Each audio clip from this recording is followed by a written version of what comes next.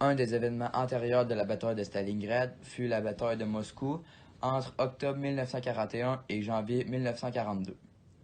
Elle opposait le Reich allemand et l'Union soviétique et ils se battaient pour le contrôle de la ville de Moscou et de sa proximité. Du côté des forces allemandes, il y avait 1 million d'hommes, 1700 chars, 14 000 canons et 550 avions. Et du côté soviétique, il y avait 1,25 million d'hommes, 1000 chars, 7600 canons et 550 avions. Les pertes furent plus grandes du côté de l'Union soviétique. En effet, entre 500 000 et 1,2 million d'hommes ont été tués, blessés ou prisonniers de guerre. Et du côté allemand, seulement entre 280 000 et 750 000 hommes ont été tués, blessés ou prisonniers de guerre. Finalement, l'Union soviétique l'emporte et plus d'1 million de soldats soviétiques reçoivent la médaille pour la défense de Moscou.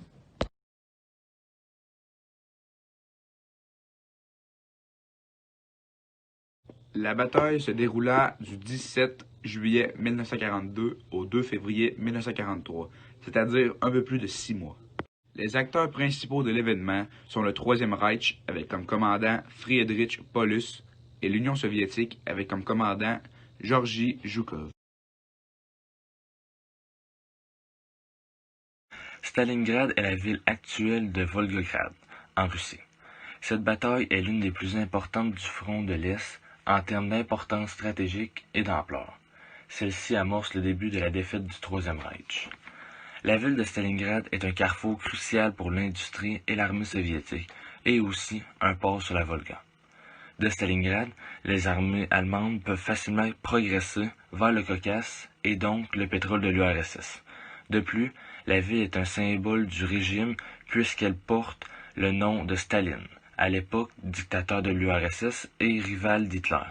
Si l'armée allemande avait mis la main sur Stalingrad, cela aurait été une humiliation pour l'URSS car la ville portait le nom de Joseph Staline. Cette attaque se voulait donc aussi d'une victoire symbolique en plus d'une victoire stratégique.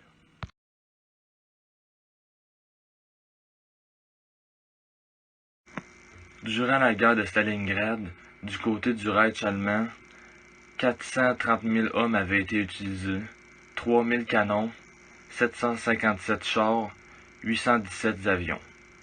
Du côté de l'Union soviétique, 1 134 800 hommes avaient été utilisés, 13 500 canons, 900 chars et 11 115 avions avaient été utilisés.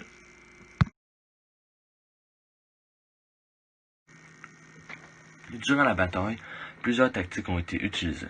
Stalingrad était au début une ville de 700 000 habitants qui abritait multiples usines d'armement, ce qui était un grand avantage au niveau des Soviétiques. Également, l'utilisation de snipers dans l'hiver était très utile puisqu'ils étaient mieux camouflés.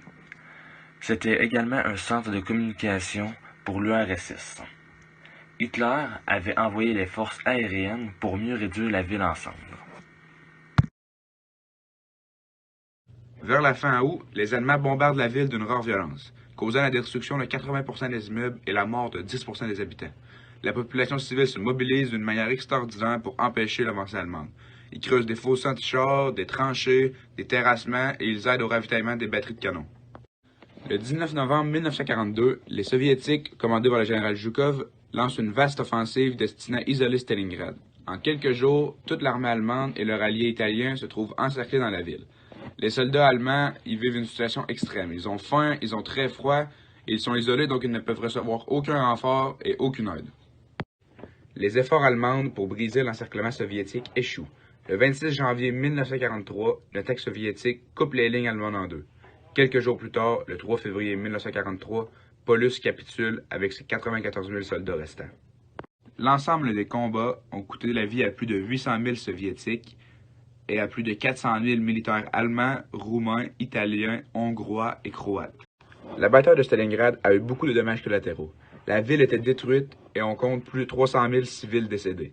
En tout, les pertes humaines s'élèvent à 2 millions de morts, c'est-à-dire entre 4 000 et 9 000 victimes par jour, pendant toute la durée de la guerre.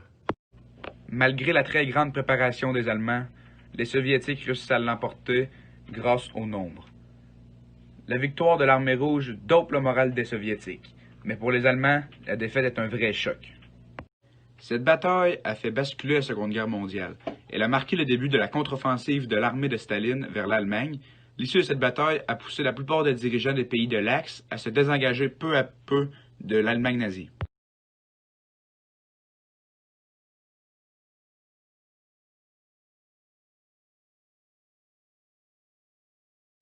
Un événement postérieur qui est arrivé après la bataille de Stalingrad fut la bataille de Kursk, qui fut de juillet à août 1943.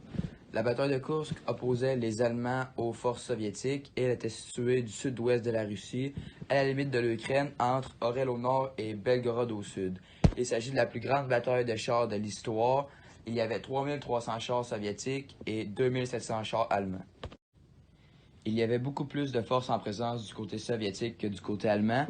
Il y avait 1,9 million de soldats soviétiques, 3300 chars, 19 300 canons et 2700 avions. Et du côté allemand, il y avait 900 000 soldats, 2700 chars, 10 000 canons et 2000 avions. Par contre, il y a eu beaucoup plus de pertes du côté soviétique que du côté allemand. 177 000 soldats ont été tués, blessés ou portés disparus. 1600 chars et entre 500 et 1900 avions ont été détruits. Du côté allemand, 56 000 soldats ont été tués, blessés ou portés disparus. Entre 250 et 300 chars et entre 200 avions et 400 avions ont été détruits. Finalement, c'est l'Union soviétique qui a remporté la bataille de Kursk. Donc, les Soviétiques reprennent les régions conquises par le Troisième Reich. Les forces de l'Axe, qui sont l'Allemagne, l'Italie et le Japon, perdent l'initiative des offensives stratégiques et l'armée rouge reprend définitivement l'initiative sur le Troisième Reich.